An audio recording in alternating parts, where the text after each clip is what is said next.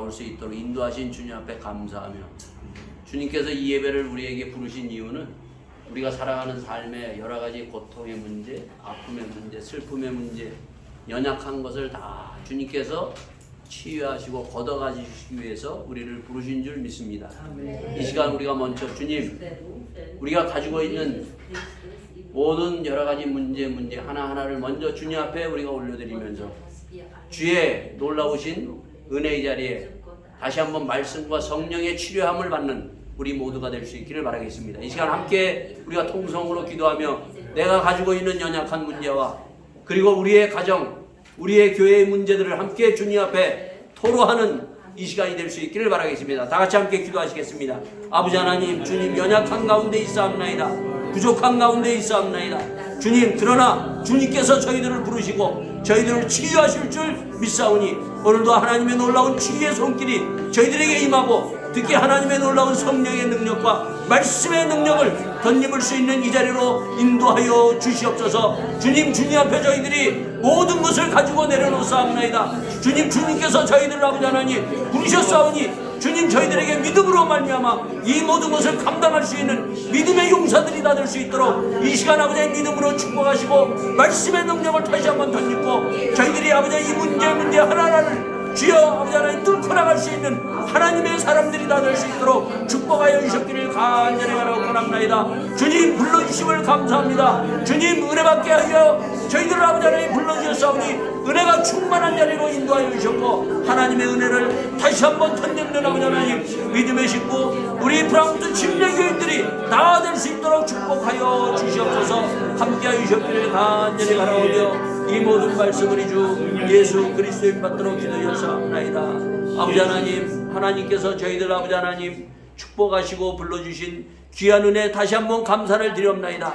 주님, 은혜 받기를 원합나이다. 하나님의 은혜를 아버지 덧입고 저희들이 취함을 덧입을 수 있는 이 자리로 축복하시고 하나님께서 놀라운 아버지 하나님 성령의 능력을 덧입게 하여 주시옵소서. 주님, 저희들의 가정의 문제, 저희들의 자녀들의 문제, 저희들의 삶의 문제, 직장의 문제 하나하나 저희들 다 주님 앞에 맡기옵나이다. 주님, 주님께서 저희들을 아버지 하나님 함께하여 주셔서 이 모든 문제를 아버지 하나님 주의 주시는 힘으로 감당하며 뚫고 나갈 수 있는 믿음의 자리로 인도하여 주시옵소서. 이 모든 말씀 우리 주 예수 그리스도인 받도록 기도드렸사옵나이다. 아멘.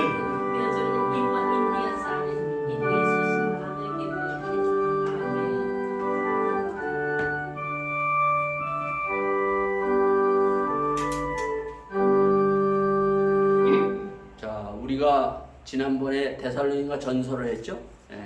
데살로니가 전서를 했는데 데살로니가는 전서만 읽고 끝나는 것이 아니라 그 후편이 있어요. 후편. 그래서 오늘은 후편을 저희들이 같이 보기로 하겠습니다.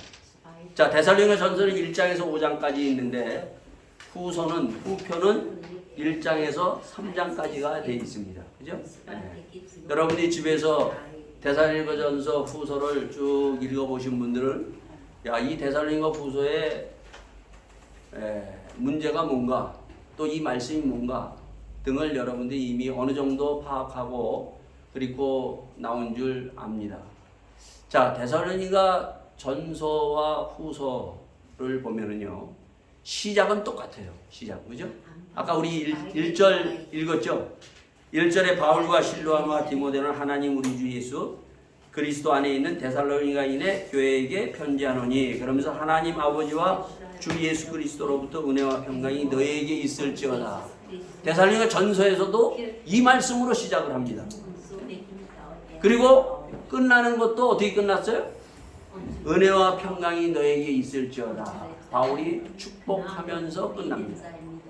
후서도 똑같아요, 여러분. 후서도 똑같이 하나님의 주시는 은혜와 평강이 너에게 있을지어다로 시작을 해서 또 마지막도 바울이 다시 한번 이 은혜와 평강이 너에게 있을지어다 하면서 축복으로 끝납니다. 이것은 단순하게 시작과 끝으로 얘기하는 그런 인사말 마지막 우리가 인사를 주고받는 것이 아니라 우리에게는 하나님의 이 은혜를 받아야만 살 수 있다는 것입니다. 은혜 없이는 우리는 살 수 없어요. 그래서 다시 한번 이 바울은 하나님의 은혜와 평강이 너에게 넘치기를 축복하고 이 시작과 끝으로 모든 것을 마무리하고 있습니다. 오늘도 여러분과 저가 하나님의 은혜 받기에 부족함이 없도록 다시 한번 은혜가 이 자리에 넘치는 귀한 은혜의 자리임을 다시 한번 알고 믿고 이 은혜 속에 들어갈 수 있는 우리 모두가 될 수 있기를 바라겠습니다. 자, 근데 어떤 은혜를 받을 것이냐 하는 거예요. 은혜도 여러 가지예요, 여러분요. 뭐 색깔도 여러 가지지. 오늘도 이 1장에서 3장에 주시는 하나님의 은혜가 분명히 있습니다.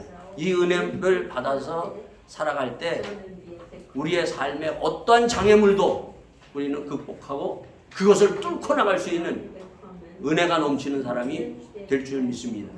또한 뿐만 아니라 평안해야 돼요, 여러분. 하나님이 주시는 평강. 이 평강이 없으면 세상에 요동치는 가운데 나도 끊임없이 우리는 요동치고 살아갈 수밖에 없다는 것입니다. 자, 두 번째, 또 3절에도 보면은 형제들아 우리가 너희를 위하여 항상 하나님께 감사할지니, 그가 3절에 감사함으로 또 하나님 앞에 나갑니다. 바울이 전서에서도 뭐예요? 바울이 또 감사했어요, 여러분요. 3절에도 똑같이 하나님 앞에 감사하면서 나가는 이유가 있어요. 자, 우리가 그 감사하는 이유, 바울이 감사하고 이렇게 감사할 수 있는 이유가 도대체 뭔가? 자, 우리는 그동안 신약 성경을 우리가 봤어요. 신약 성경을 보면서 예수님이 약속하신 성령이 이 땅에 내리면서 교회가 세워지고, 교회가 하나 둘씩 쫙 세워지면서 정말 이 땅의 교회의 그 모델이 무언가를 우리에게 보여주면서 몇 교회를 살펴봤죠. 첫째 어떤 교회를 살펴봤어요? 예루살렘 초대교회. 두 번째 안디옥 교회. 13장 사도행전 13장 안디옥 교회 봤죠. 그 다음에 또 어떤 교회 봤어요? 우리가 고린도 교회를 봤어요. 그죠? 고린도 교회. 그리고 데살로니 교회를 봤다. 네 교회를 우리가 지금 보고 있어요, 여러분요. 그 가운데 교회 가운데서 바울이 특히 데살로니가 교회에 대해서 감사하고 칭찬하면서 뭐라고 얘기했어요? 마게도냐와 아가야 지역, 지금 말하면 유럽 지역에서 참 이 교회는 본이 된다, 참 모델이다, 이렇게 칭찬하면서 또 오늘도 다시 한번 감사를 하면서 나가는 거예요. 자, 도대체 어떻게 이 교회가 이렇게 바울이 감사하고 정말 이러한 교회가 있을 수 있어서 정말 칭찬하면서 이렇게 교회를 소개하고 있느냐 하는 거예요. 자, 우리가 봤듯이 고린도 교회는 어떤 교회였어요? 고린도 교회는 1장에서 16장까지 있는데 1장에서 15장까지 보면은 장마다 뭐예요? 문제 여러 가지 문제가 세상에 이 땅에 있는 모든 문제, 교회가 가지고 있는 모든 문제를 다 가지고 있어요. 고린도 교회를 보면요.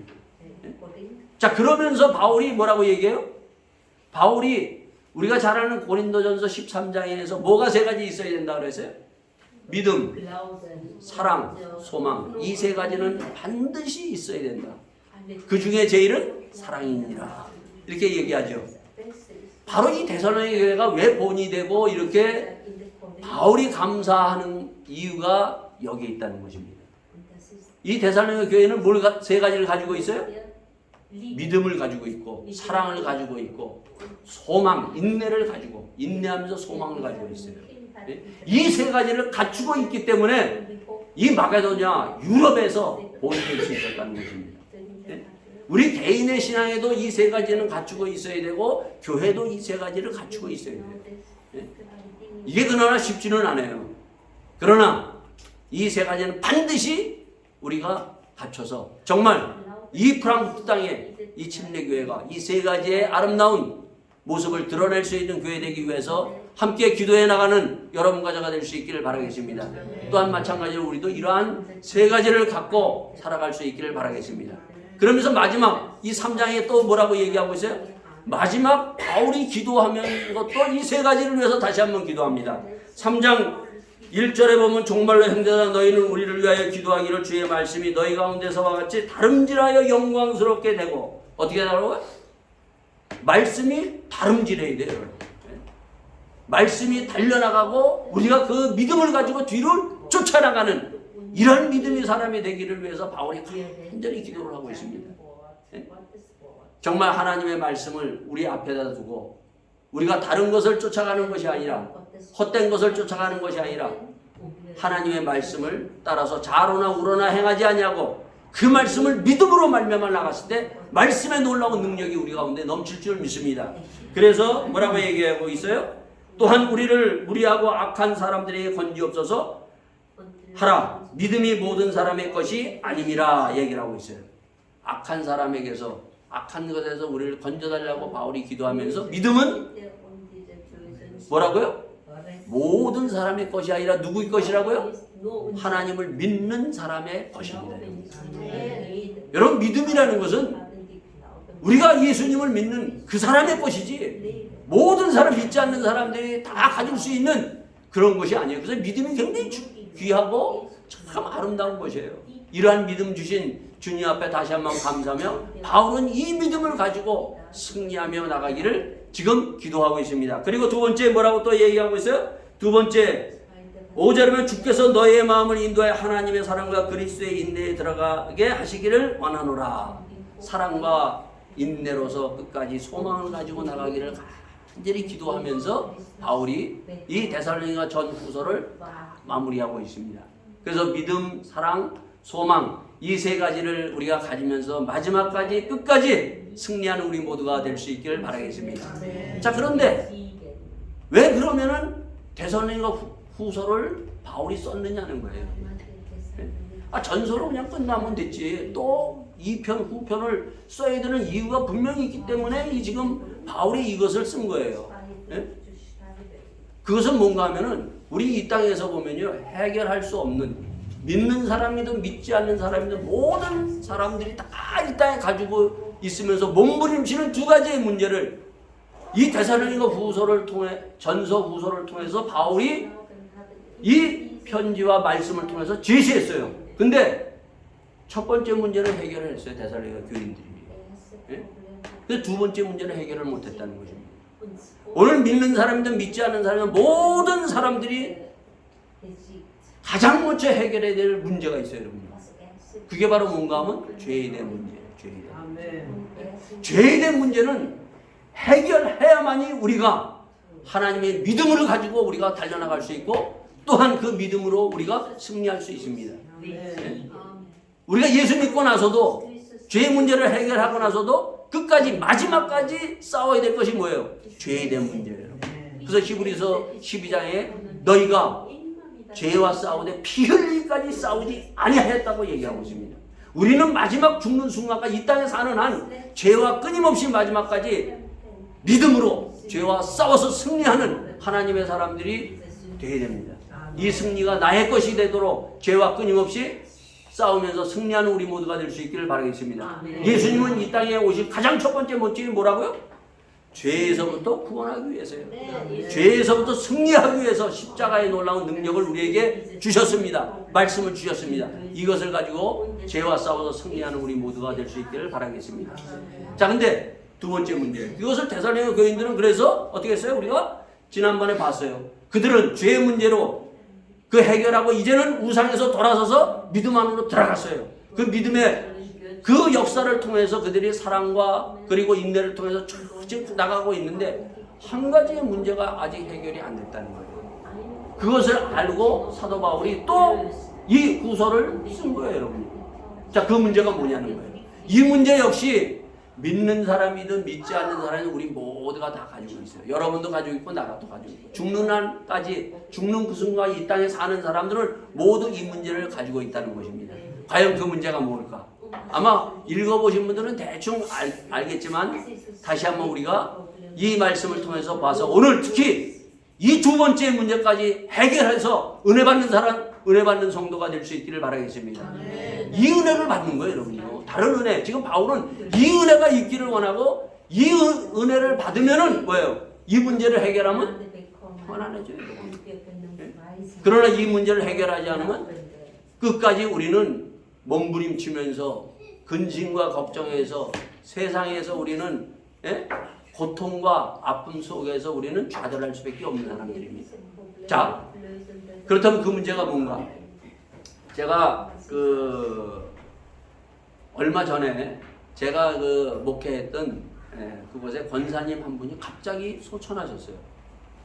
갑자기 소천하셔가지고 그것도 이 권사님이 언제 소천했냐면 제 생일날 소천해요. 근데 이분은 제 생일 때 되면 꼭 항상 카드를 딱 적어가지고 저한테 보내주시고 그랬던 분이에요. 근데 올해는 안 오더라고. 그래서 제가 그랬어요. 이제 교회도 이제 그 은퇴하고 나니까 이제 기간이 한 3년 지나니까 이제 이런 것도 다 멀어지는 건가 보다. 그러고 이제 권사님도 이제 마음도 이제 떠나고 이제 내 얼굴도 다 떠나갔구나 이게 생각을 했는데 전화가 딱 걸려오면서 권사님이 소천했다는 거예요. 네? 그래서 이 권사님이 나에게 이러한 그 생일 카드도 못 보내셨구나 제가 알고 있는데 장례식을 하신다 그래서 이제 장례 예배에 제가 참석을 했어요. 장례 예배를 참석했는데 모든 이 땅에 우리 성도들의 예배를 뭐로 시작해요? 예배를 우리가 딱 하면 뭘로 오늘도 했잖아요. 우리도 예배를 딱 시작하면 뭘로 해야 돼요? 찬양으로. 참 이 찬양이 좋아요. 모든 예배는 찬양으로 시작됩니다, 여러분. 찬양으로 다 문을 열고 들어가는 그 예배의 놀라운 그 은혜, 찬양의 은혜가 참 깊어요. 근데 장례식 예배에 딱 갔는데 찬양으로 시작을 안 하는 거예요. 뭘로 시작하는 줄 알아요? 아리랑 노래로 툭 시작하는 거예요. 아리랑 노래. 아리랑 노래를 탁 부르는데 아리랑 노래 모르는 사람이 어디 있어요? 한국 사람. 여기 우리 이란 형님들은 잘 모를 거예요. 그러나 한국인이라면은 이세도 다 아는 아리랑 노래로 부르는 거. 아리랑. 그러면서 탁 부르는 거예요. 그러니까 이 아리랑 노래는 우리가 이 아리랑 노래에 한국의 역사가 있고 문화가 있고 이 한국인이 누구인가를 아는 것이 아리랑 노래예요. 다시 말해서 이것을 누가 그렇게 했는지 모르지만은 이분은 23살에 이 독일에 왔어요. 23살에 독일에 오셔서 80대에서 소천하셔서 하늘나라 가신 분이에요. 그러니까 이분이 누구인가? 이분이 한국인인데 이 독일 땅 23살에 뭘 알아요? 저도 26에 왔거든요. 왔는데 지금 보면 26에 내가 뭘 알고 여기 왔지? 23살에 와가지고 독일 사람들 한국의 간호원들과 독일에서의 간호원들은 하늘과 땅 차이입니다. 한국에서 간호원들은 정말 가운 입고 그냥 하고 그냥 뭐 지시하고 그러는데 여기에 그 간호원들은요 그 독일 사람들 그 무거운 사람들 똥 오줌 다 치우면서 들었다 놨다 뭐 다 하잖아요, 여러분요. 그러니 이 독일에서 23살에 와가지고 꿈 많고 참 그 모든 것을 가지고 독일에 왔는데 여기에 와가지고 그냥 그 아픔과 슬픔 그 아리랑 고개를 넘어가면서 80까지 넘어갔다는 거예요. 그러니까 이분은 이러한 사람이다라고 알리면서 바로 아리랑 노래를 부른 것 같아요. 제가 보기에. 자, 그런데 맞아요. 우리 인생은 바로 죽는 날까지 수많은 아리랑 고개를 넘어가면서 갑니다. 자, 그런데 아리랑 노래와 비슷한 게 아니라 이 아리랑 노래와 똑같지만은 다른 노래가 이 찬송가에 있어요. 그게 바로 한번 아니요. 태산을 넘고. 자, 우리 한번 같이 한번 불러보겠습니다. 자, 태산을 넘고 우리. 예. 자, 우리 한번 1절만 같이 한번 불러보기로 하겠습니다. 자.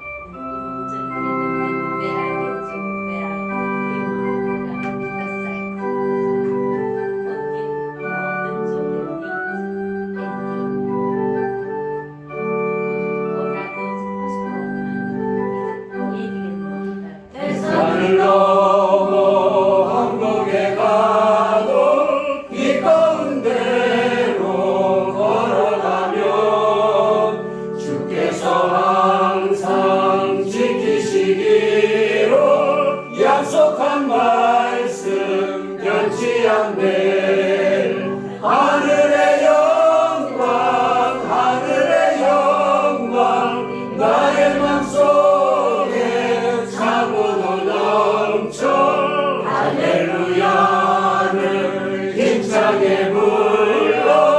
영원히 저를 찬양하리.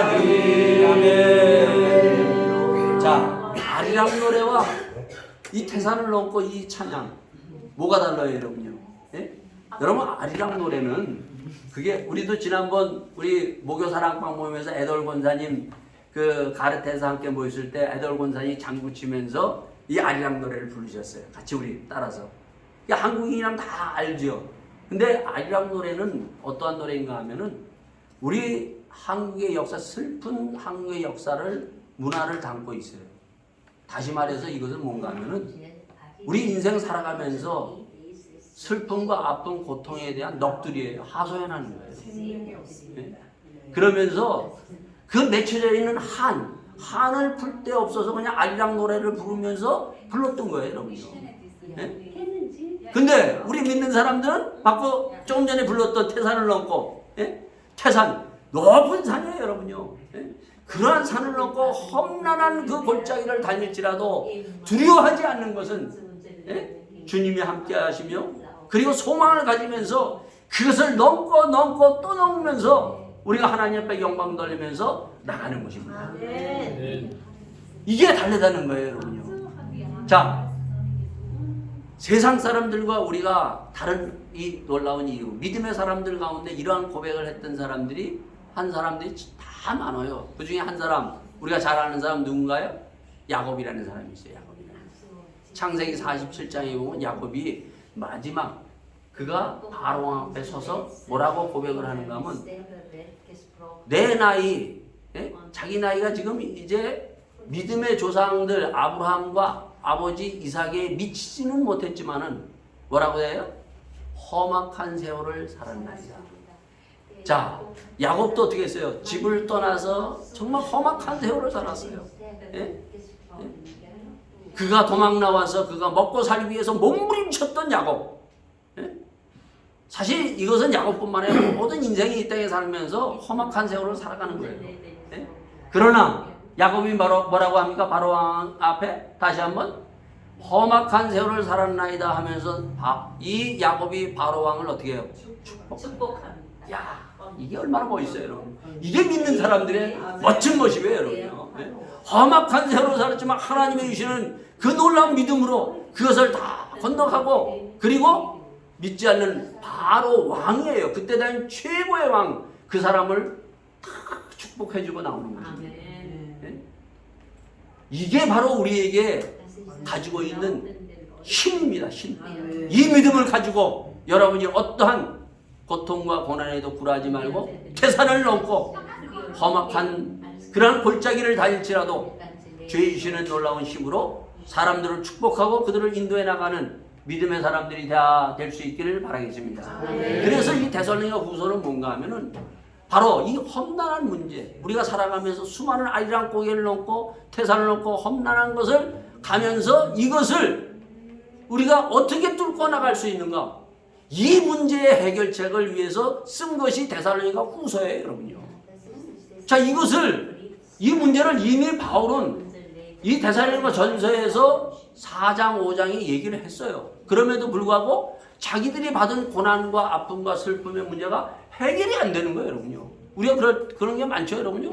때로는 내가 당한 아픔과 고통과 슬픔의 문제가 해결이 안 되는 거예요, 여러분요. 그럴 때마다 여러분들이 뭐예요? 데살로니가 후서를 봐야 돼요. 예? 그러면은 거기에서 놀라운 하나님의 주시는 이 믿음의 역사를 통해서 우리의 당하는 앞에 있는 그 태산을 우리가 넘어가는 겁니다, 여러분. 예? 자, 이 가운데 보면 구약 성경에서도 보면 누가 있는가 하면은 하박국 선지자라는 선지자예요, 여러분. 하박국서에 보면 1장에서 3장까지 보면 하박국 선지자가 하나님 앞에 막 항의합니다.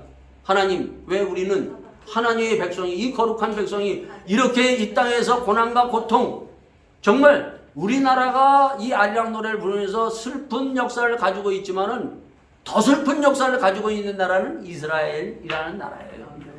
네? 그 아픔과 슬픔을 많이 가지면서 하나님, 왜 우리가 하나님을 믿는 백성이 이렇게 고통과 고난을 당하게 됩니까? 하나님 앞에 막 대듭니다, 여러분요. 여러분, 우리가 어떨 때 힘들 때 어떻게 해요? 하나님 앞에 막 대들잖아요. 하나님 살아있으면 그래요? 하나님 어떻게 하시겠어요? 막 그래요. 저도 그럴 때가 있어요, 여러분요. 예? 그러다가 2장에 가서 뭐라고 얘기합니까?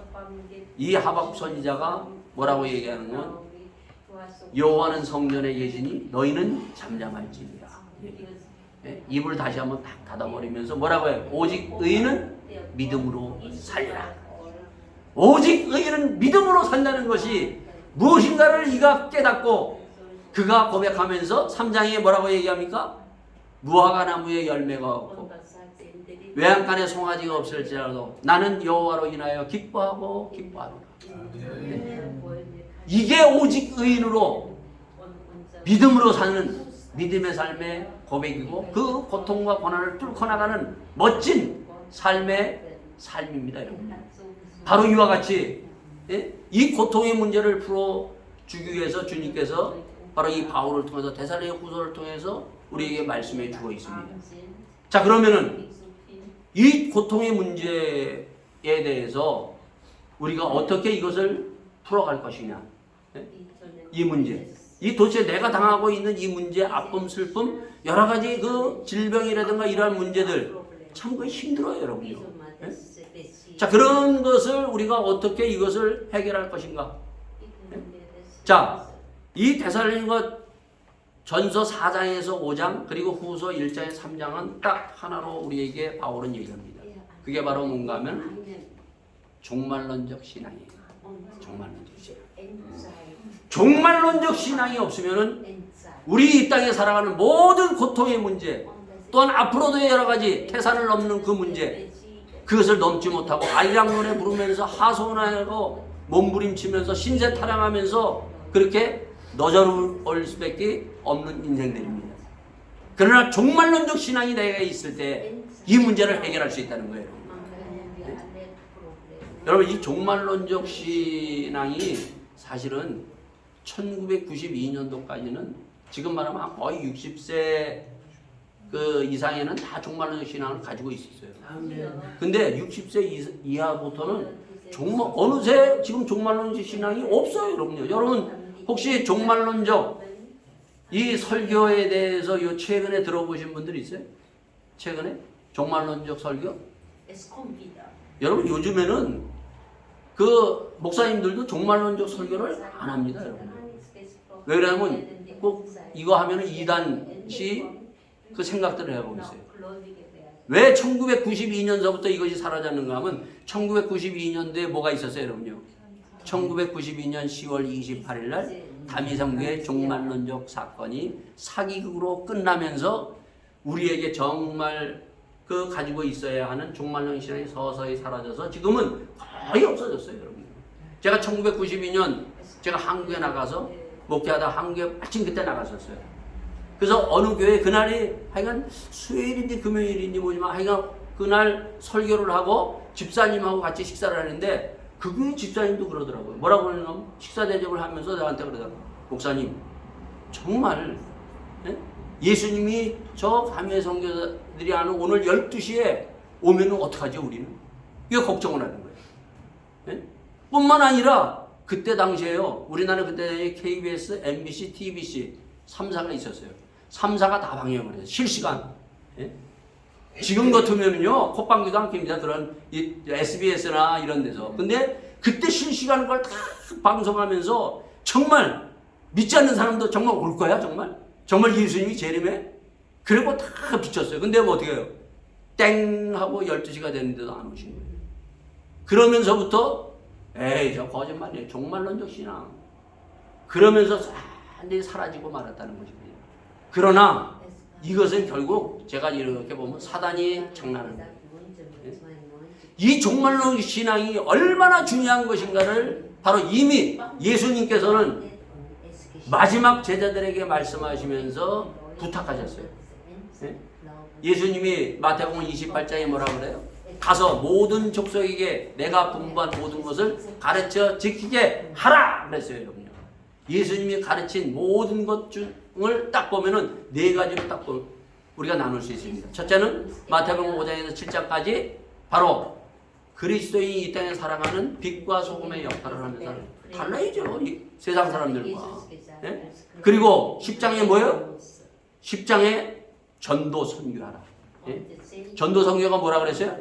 죽어 있는 사람, 지옥 가는 그 영혼들을 끄집어내서 천국 가게 하라. 네? 두 번째 가르친 거예요.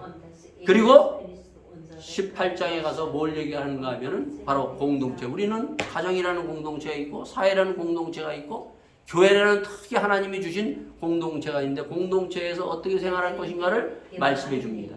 그리고 24장서부터 마지막까지 뭘 얘기하고요? 종말론적 신앙을 감람산의 제자들을 데려가서 앞으로 종말이 올 것이다. 네? 너희들은 어떻게 하라고요? 깨어 있어라. 난리가 일어나지만 그러나 너희들은 깨어서 기다리라 얘기를 하고 있습니다. 마지막 때가 있을 것이다라고 주님께서 분명히 종말론적 신앙에 대해서 얘기를 합니다. 이 마지막 종말론적 신앙을 바로 지금 사도 바울이 4장, 5장 그리고 고린도후서 1, 2, 3장을 통해서 종말론적 신앙에 대해서 얘기를 해주고 있는 거예요. 이 종말론적 신앙이 도대체 무엇이냐? 네? 이것을 잘못 이해를 했어요. 처음에 4장 5장을 통해서 이 데살로니가 교인들이. 그래서 3장에 보면 어떻게 해요? 정말 그러니까 다 옛날에도 그런 성도 참 많았어요. 아 이제 뭐 종말이 오는데 뭐 우리 그냥 일도 하지 말고 그냥 그 가진 거 있고 우리 그냥 띵까띵까 하면서 살자. 네? 그런 잘못된 종말론적 신앙. 일도 안 하고 또 3장에 그것을 얘기해요. 그것은 너희들이 잘못 생각한 것이다. 바울이 다시 한번 얘기를 해줍니다. 네? 그 종말론적 신앙을 가장 우리에게 보여준 분이 누군가 하면 바로 예수님이에요.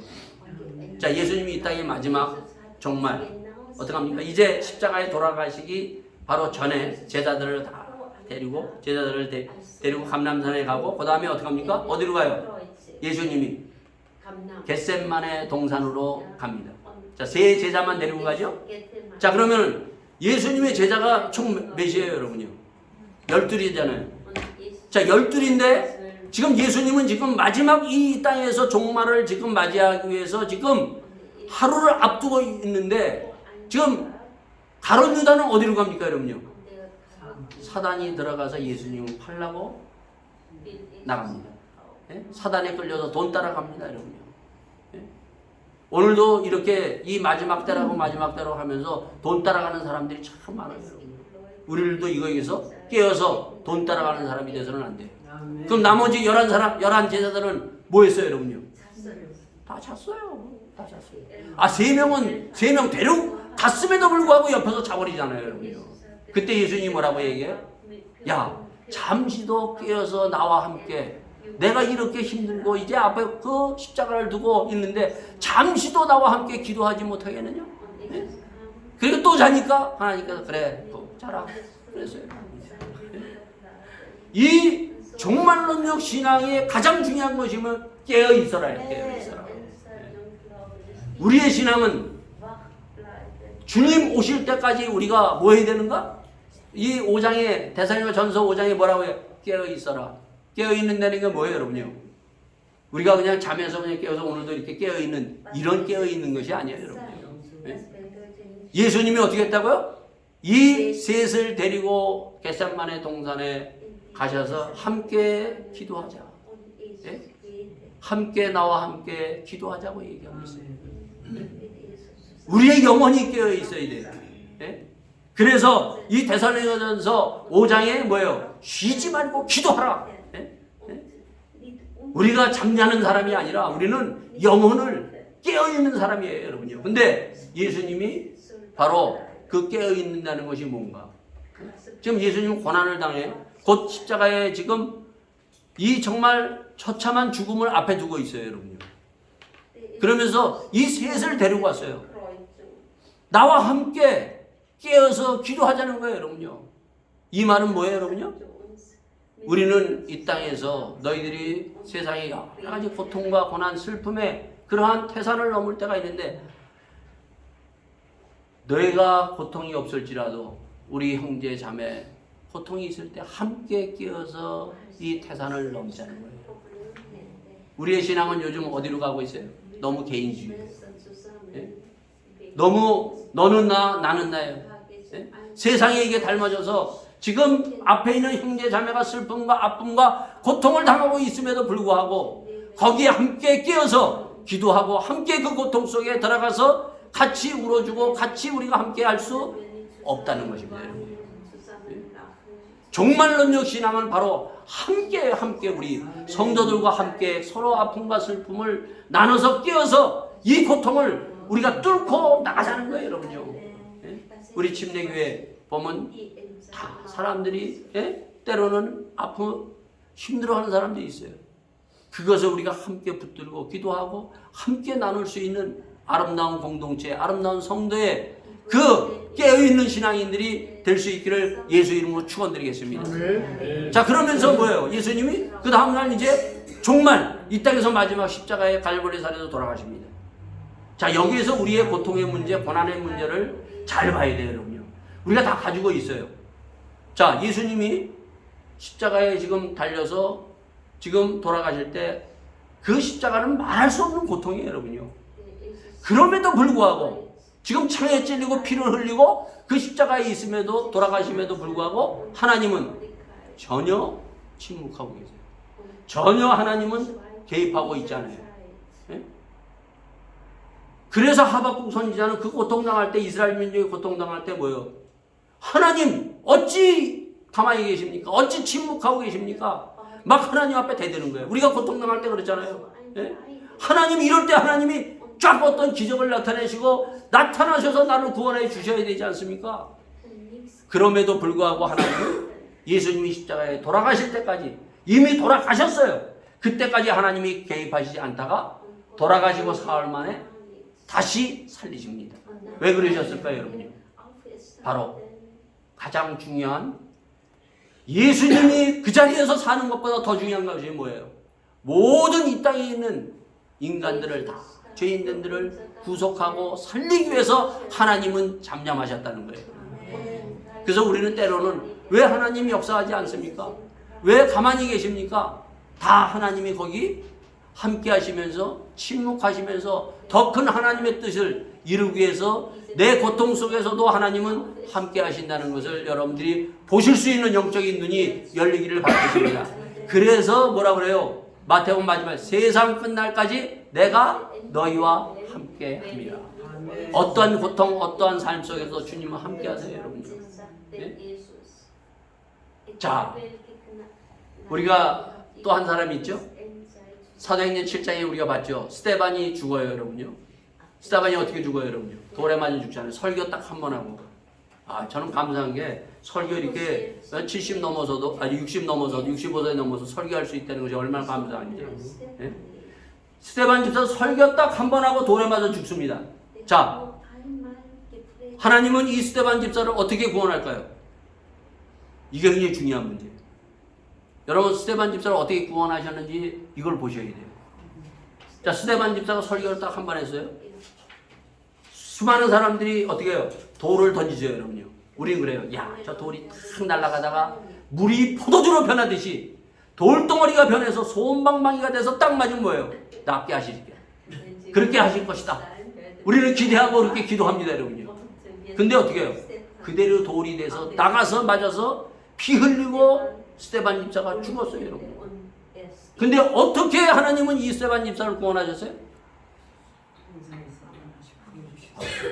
하나님은 그 고통 가운데서도 그 고통을 이길 수 있는 하늘 보좌를 탁 하늘문을 여셔서 주님을 볼 수 있는 그 영광을 그의 눈을 열어서 보여줬다는 거예요. 네? 우리는 살아가면서 고통 가운데 있지만 그러나 하나님은 그것을 이길 수 있는 하나님의 놀라운 구원의 방법을 통해서 하나님이 열어서 보여줍니다. 자, 그러면 이 고통이 도대체 내가 당하는 고통이 도대체 왜 오냐? 왜 하나님 하필 내가 이런 고통을 당해야 됩니까? 1장에 뭐라고 얘기하고 있어요? 1장에 보면은 이렇게 얘기하고 있어요. 1장 5절에 보면 이들의 고통은 정말 말할 수 없는 데살로니가 교인들의 고통은 이제 죽느냐 사느냐 예수 믿으면서요. 네? 그러면서 그때 이들이 당한 고통을 뭐라고 해요? 이는 하나님의 공의로운 심판의 표라고 얘기해요. 야, 여러분, 우리가 내가 당하는 고통이 하나님의 공의로운 심판의 표라고 얘기해요. 이것은 물론 내가 잘못해서 당하는 것은 그 하나님의 심판이지만 공의로운 심판이에요. 공의로운 심판. 예? 이것을 몰랐던 사람이 누구예요, 여러분요? 욥이에요, 욥. 이 땅에 사는 한 고통과 고난을 피해갈 사람은 한 사람이 없습니다. 이런저런 모양으로 고통과 고난은 옵니다. 누구를 통해서 여러분요? 사단을 통해서. 예? 사단을 통해서 내가 아무 잘못도 없는데 정말 하나님 잘 믿고 더 잘 믿고 더 깊이 내가 하나님 앞에 말씀을 따라감에도 불구하고 고통이 이것이 사라지지 않는 거예요, 여러분요. 사단은 어떻게 해서든지 이 고통을 통해서 아픔과 문제를 통해서 나를 믿음에서 떨어뜨리려고 발버둥 치는 겁니다, 여러분. 이러한 가운데 주님은 뭐라고 얘기하고 있습니까? 너희로 하여금 하나님의 나라에 합당한 자로 여기심을 얻게 하려 함이니 그 나라를 위하여 너희의 또한 고난을 받느니라 얘기하고 있습니다. 합당한 자로서 고난을 우리가 받는 거예요. 이 땅에 살면서. 예? 나중에 욥도 그걸 알잖아요. 예? 사단이 이것이 공격하고 사단의 장난이라는 걸 알고 그거 엎드려서 회개하나이다. 나가는. 예? 그래서 우리는 날마다 깨어서 사단은 어떻게 해서든지 우리를 믿음에서 떨어뜨리려고 공격해 들어오고 있다는 것입니다. 이 공격에서 우리가 승리하며 오히려 고난을 뚫고 나갈 수 있는 성령의 능력과 말씀의 능력을 덧입는 우리 모두가 되기를 예수 이름으로 축원드리겠습니다. 자, 두 번째, 이제 마지막 기다리라. 깨어있고 그 다음 기다리라. 언제까지 도대체 기다리나? 여러분, 우리 기다린다는 것이 얼마나 이게 놀라운 건지 몰라요. 이스라엘 백성들이 그 많은 고통과 고난 속에서도 그들이 승리할 수 있었던 두 번째가 뭔가 하면 기다리는 신앙이에요. 메시아를 기다리는. 예? 물론 그들은 메시아가 왔지만은 지금도 기다리잖아요, 여러분요. 우리의 교회의 역사, 교회가 제일 처음 우리가 세워지면서 어떻게 돼요, 여러분요? 기다리는 것부터 시작돼요, 여러분. 예수님이 십자가에 죽으시고 부활하신 후에 40일 동안 함께 하시고 어떻게 하셨어요, 여러분요? 예수님이 승천하셨을 때 제자들이 다 갈릴리 사람들이 그걸 보고 있었을 때 천사가 딱 나타나서 뭐라고 얘기해요? 너희들이 보는 이 멍청한 녀석들아, 이 갈릴리 바보들아, 바로 너희들이 보는 대로 주님이 어떻게 한다고요? 다시 오실 것이다. 이 재림의 신앙을 시작부터 교회가 세워지면서 시작되고 마지막 요한계시록 뭘로 끝나요? 다시 오실 주님 오시옵소서, 아멘 주 예수여 오시옵소서, 이것으로 끝나는 것입니다. 기다린다는 것은 행복한 거예요. 네? 여러분 끝까지 주님 오실 때까지 기다리면서 승리하는 여러분 가자가 될 수 있기를 바라겠습니다. 여러분 제가요 한 목사님이 60도 안 돼서 사모님이 소천하셨어요. 그래서 제가 어떤 목사님들하고 같이 이렇게 쭉 앉아서 밥을 같이 먹으면서 목사님 그러더라고요. 자기 사모님이 있어야지 계속 사역을 할 수 있겠다고, 재혼하겠다고 얘기하더라고요. 그래서 제가 그랬어요. 목사님 기다리세요. 그냥 주님 그 사모님 만나실 때까지 재혼하지 말고 그냥 혼자서 가세요. 그랬어요. 그랬더니 나 이거 못하는데 그래요. 네? 여러분 그 남편을 아내를 먼저 보내고 기다린다는 것, 이게 정말 행복한 거예요. 네? 이 기다린다는 것이 얼마나 행복하고 얼마나 큰 힘을 주는지 몰라요. 물론 재혼하는 것도 힘들지만은 힘든 것을 해결한다고 하지만 홀로 끝까지 믿음을 가지고 내 남편 먼저 간 천국 간 그 남편을 기다리고 만날 것을 우리가 다 믿음으로 간다는 것. 우리가 예수님을 기다린다는 것이 바로 이거예요. 주님 다시 오실 때 정말 나를 맞이하실 그 주님. 그래서 이 재림의 신앙, 이 신앙이 반드시 우리에게 있어야 돼요. 그래서 이 신앙을 가지고 우리가 여러 가지 아픔과 고통과 환난이 있지만은 우리가 깨어서 기도하고 함께 그리고 기다리면서 이것을 뚫고 나가는 우리 모두가 될 수 있기를 바라겠습니다. 여기 이란 형제들 얼마나 큰 고통이겠어요. 나라를 버리고 참 많은 큰 산을 지금 넘고 있는데 이들을 위해서 우리가 함께 기도해 주면서 이들이 이 고통과 아픔을 정말 이길 수 있는 그러한 믿음의 성도들이 되기를 함께 기도하면서 우리 나가는 이 자리가 될 수 있기를 바라겠습니다. 다 같이 함께 기도하겠습니다. 주님, 우리의 형제들 옆에 고통당하는 그 형제들을 기억하면서 주님 앞에 그 고통을 하나님 앞에 맡기며 함께 기다리며 주님의 오심을 우리가 함께 맞이할 수 있는 우리 모두가 될 수 있기를 바라겠습니다. 다 같이 통성으로 기도하겠습니다. 아버지 하나님, 주님 붙들어 주심을 진심으로 감사를 비옵나이다. 성령이여 오셔서 아버지 하나님, 특히 우리 이란 형제들 아버지 하나님, 주여 아버지 하나님, 이들이 나라를 잃고 아버지 하나님 떠나서 이 독일 땅에서 몸부림치고 있사옵나이다. 이들이 믿음으로 아버지 하나님 이 고난의 산을 아버지 넘을 수 있도록 믿음 위에 믿음을 더하시옵고 성령의 충만함을 내려주시옵소서. 고난을 이길 수 있는 능력이 아버지 주님 앞에 있음을 아버지 믿사옵나이다. 주여 이들을 축복하시고 이들이 무엇보다도 더 믿고 더 주님 앞에 맡기고 더 주님 앞에 다 내려놓을 수 있는 믿음의 형제로 인도하여 주시기를 간절히 바라옵나이다. 주님 또 하나님 우리 성도 아버지 자매님들 아버지 가운데 육신이 연약하여 아버지 또 아버지 가정의 문제 어려움을 아버지 몸부림치고 있사옵나이다. 하소연하지 않도록 허락하시옵소서. 주님 앞에 맡길 수 있는 믿음의 사람들 믿음의 아버지 하나님 이 놀라운 아버지 축복의 자녀들 될 수 있도록 인도하여 주시옵기를 간절히 바라고 원합니다. 주님 저희들과 함께하며 저희들과 함께 승리하시는 그 승리의 십자가를 붙들고 아버지 나가기를 원합니다. 그 십자가로 아버지 하나님 위로하시고 십자가의 능력으로 끝까지 하나님의 구원을 저희들이 앞에 던지고 주님 앞에 다시 아버지 쓸 수 있는 그때를 감당하는 아버지의 믿음의 성도들로 다 축복하시고 함께하여 주시옵소서. 주여 주님께서 아버지 하나님 이들을 낳게 하시고 이들을 아버지 다시 한번 세워주셔서 하나님의 나라의 믿음이 아버지 든든하게 설 수 있는 거룩한 백성 하나님의 백성으로 축복하시고 인도하여 주시옵소서.